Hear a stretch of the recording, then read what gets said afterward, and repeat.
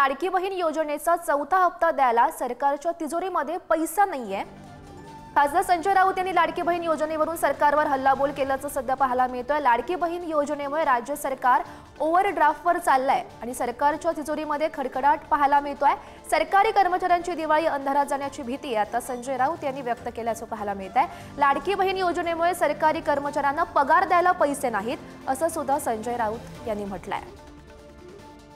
लाडकी बहीण योजनेचे सुद्धा द्यायला पैसे नाही आहेत। खरं म्हणजे महाराष्ट्रात सुद्धा लाडक्या बहीण योजनेचा हप्ता दुसरा किंवा तिसराच मिळेल, चौथा देण्याची ताकद या सरकारमध्ये अजिबात नाही। तिजोरीत पैसे नाहीत। सरकारी कर्मचारी, शिक्षक, पोलीस यांचे सुद्धा पगार होणार नाहीयेत। ओव्हरड्राफ्टवरती सरकार चाललेलं आहे, म्हणजे कर्जावर।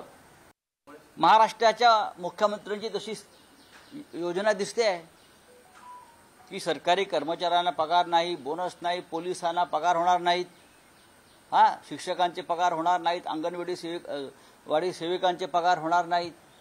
त्याच्यामुळे लाडक्या बहिणींच्या राजकीय खेळामध्ये उर्वरित महाराष्ट्राचा जो वर्ग आहे त्यांची दिवाळी अंधारात जाण्याची भीती आम्हाला वाटते आहे। कारण या सरकारला कोणतेही नीती आणि दिशा नाही, धोरण नाही।